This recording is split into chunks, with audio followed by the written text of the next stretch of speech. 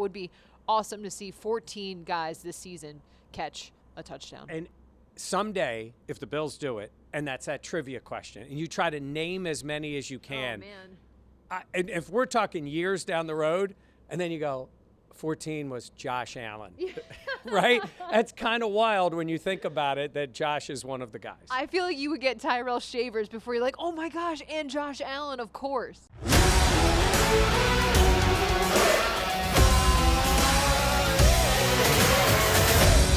All right, welcome back to the Buffalo Plus channel, presented by Connors and Ferris. Mike Catalana, I am Jenna Cottrell. We are in Providence, Rhode Island. Please be sure to like, comment, subscribe, and share. We are right down the road from Foxborough, where the Bills will be playing against the Patriots tomorrow. So our 5 players to watch in this matchup. We know the Bills have already locked up the 2 seed in the playoffs, but in terms of this game tomorrow, we'll start with the quarterbacks. We know Josh Allen's going to start, essentially to keep his starting streak alive. Yep. And then after that, it's Mitch Trubisky. Yeah, who would think Josh Allen would get benched in the last game of the year? But it's great to see him go out there and get that start, right? He's earned it. He keeps playing. This will be 115 in a row. Mitchell Trubisky will get a lot of snaps in this one. If I'm guessing, I say Mitch plays the first half, maybe into the third, and then Mike White comes in after that. I think it'll be fun to see Mitch play. The one thing we don't get to see him play really with the starters. Yeah. And Jenna, you and I have talked about it along with Dan. If Mitch is needed in the playoffs, he would be out there with all the starters. So that makes it different. But I still like to see him look good. I'd like to see him, usually when he comes in the game, what are we seeing? Handing off a few throws. He did have the nice one on the screen to Tyrell Shavers that went for the touchdown. But I want to see Mitch Trubisky. This guy has started a lot of games in this league. He's made it to the playoffs with the Bears. He hasn't been that guy for a while. I want to see him get a lot of snaps and see how he plays. I just want to see what he does look like, because I feel like, yes, we saw him against the Jets in that little bit, and that was, I mean, a great throw, great catch by Tyrell Shavers, but I just want to see what it looks like when he is the one out there operating the offense, because if need be in a pinch, if he has to go in, I just want to feel a little bit more confident as we head into the postseason of just where he's at. And then what? No, I was just going to say, I always repeat this because I get frustrated when a lot of fans will say, well, if Josh goes out, you're dead anywhere. Yeah, if Josh was out and could not return, it's one thing. If he's out for 2 series, if he has to go in the blue tent and you got to put Mitch out there on the field and maybe it's the third quarter of a playoff game, like, you need a guy who can run this offense. I've been a bigger fan of Mike White than Mitch, but Mike White hasn't played yet either, so let's see how Mitch looks. All right, so let's see Mitch, but then also you mentioned Mike White. That's another guy that I am going to be super interested in, because we have seen Mike White have some flashy moments. I think of even the game when he was the Patriots. He was the Dolphins quarterback, and that was a competitive game. I just want to see what it looks like when he is the one out there calling the shots.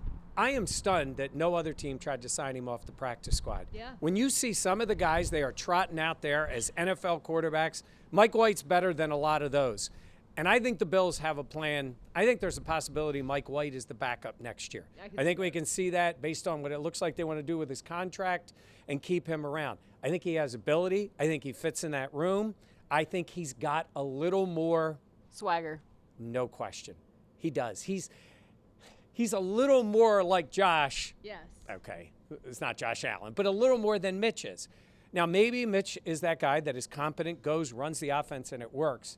I just like the fact that if you need somebody to make a play, I probably feel a little more confident in Mike White based on what we've seen with other teams. Mike White has moxie, and I just don't know if – actually, I do know that Mitch Trubisky doesn't really have that anymore. Swagger, moxie. He's got them both. He's the backup QB. No, but I know what you're saying. Like, I think I have more confidence in – Mike White being able to kind of push the offense down the field, but that's how we feel. I want to see what it would look like tomorrow in a game when we haven't seen anything from Mike White. So that's something. And the one thing we might see tomorrow, and they're hoping to see, is a 14th different player catch a touchdown pass. Now, I know who I want to see it be. Who? I have talked about this for you want it to be Alec Anderson, yes. I asked Alec Anderson, I go, hey, come on. I keep talking about you catching a pass. He's like, go talk to Brady, man. I'm ready, is what he told me. Wouldn't that be wild to have a Yes. quarterback catch one and an offensive lineman catch one and get the NFL record with 14 different pass catchers for a touchdown? I mean, there's some other guys that are going to get their chance that haven't gotten an opportunity, so let's see if it happens. I think that stat also speaks so much to the everybody eats and how going into the season was like, all right, everybody eats. We'll see how that works. But when you have the NFL MVP on your team as the quarterback and you see what it looks like to have everyone get involved and everyone have a moment to step up and do that, it's pretty cool. So it would be awesome to see 14 guys this season catch a touchdown. And someday, if the Bills do it, and that's that trivia question, and you try to name as many as you can, Oh, man. and if we're talking years down the road, and then you go,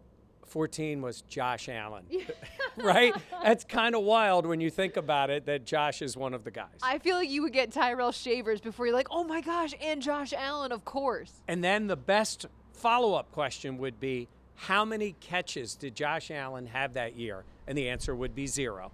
Yeah, one touchdown. That's an incredible stat. Yes. Also, I said NFL MVP, but we know that's who We I voted for him. Yeah, exactly. But we don't get a vote. I know we don't, but in our heads we get a vote. Yeah. All right, next guy, the Pro Bowl snub, Yeah. James Cook, and it would be a momentous game for him too. Yeah, get over 1,000 yards, get another touchdown to set the team record for running backs with a touchdown. He's had a great year. He is a snub. I would have liked him seeing him. I know Jonathan Taylor had like maybe 300 yards more, 250 yards more. But look, Cook's gotten in the end zone. Yeah. He's done everything they've wanted.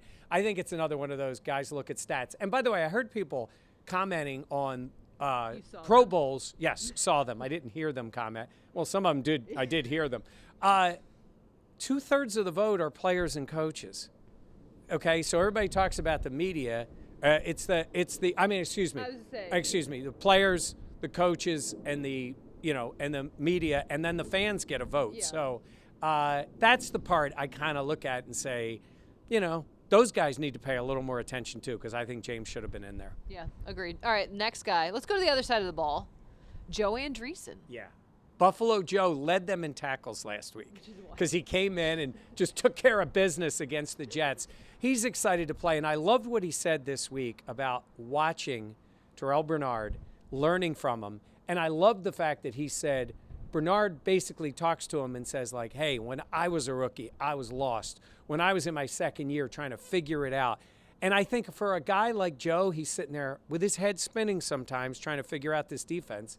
And he can see how well Bernard plays. And I'm not saying he's going to beat Terrell Bernard.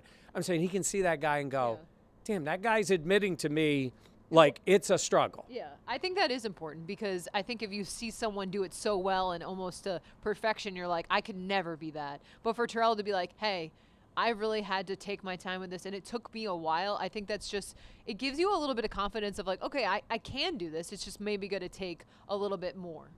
I have confidence you can do it. See what I did there? I don't have confidence I can do it. That's besides the point. Yeah. But no, for Buffalo Joe, I think it'll be cool. Yeah. And obviously, I mean, that's a big deal for him. So Yeah, it'll be fun to see. There's going to be a lot of guys on defense. As Josh likes to say, they'll be flying around. They all want to put good tape out there. Yeah. They want to show the Bills, too, in addition to other teams, if it ends up that way, that they can play. all right, final guy we're going to talk about, Kaiir Elam. Yeah, he got that start on the road when they were in Detroit. Yeah. And he's an active guy. I think it depends on how they want to play. I just feel like I don't know what they really think, but I think we know what they really think. But he still has gotten playing time. Well, because But I think he's auditioning for other teams, and I think they'll put it out there, and he's going to get a lot of snaps. The last time we saw him in camp and thought, man, this guy's really made progress. Yeah. Of course, the two corners have been so good Yeah. in Rasul and Benford, but I think it's going to be a lot of Kaiir. I'm going to make a prediction. He gets a pick tomorrow. That'd be great. He gets a pick tomorrow, so good for him. I was thinking about it as we get closer to, We're in 2025. What it will look like beyond this season. And obviously Brandon Beane thinks about, okay, here are the guys I'm going to have to re-sign. Yep. And I would imagine, when he decided to draft Kyer Elam in the first round, he thought, okay, a couple years down the line, I'm going to have to pay a very big contract to a corner. Just turns out that corner is most likely, if he's going to pay anyone, it would be Christian Benford. And it proves that the NFL is a meritocracy. Don't ask me to spell it. What a way to close it out. Wow. Full circle moment. That's it. Okay. We are cold. Yeah.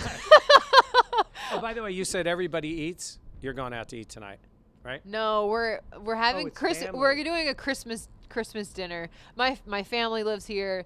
My extended family lives here, so I've been here holding down the fort. So yes. They're all, it's so funny. They all are like, we're not going to the game. This team's terrible. They're all Patriots fans, obviously. One of my uncle has season tickets. He's sold his season tickets for. He's like, I can't even get my money back. It's comical. Nothing personal about your family, but I love that they have some misery. It's so funny. Well, they're also like, oh, it's going to be 30 tomorrow. That's cold. And I was like, well, we're kind of used to it. Although they said it's damp. Yeah. It's damp here, which it is. So, all right, that'll do it for us. For Mike Catalana, I'm Jenna Cottrell. Please be sure to like, comment, subscribe, and share. We will catch you next time here on the Buffalo Plus channel presented by Connors and Ferris. Drop in the comments who you think the 5 players you're excited to watch for as the Bills take on the Patriots in Foxborough. All right, thanks for watching.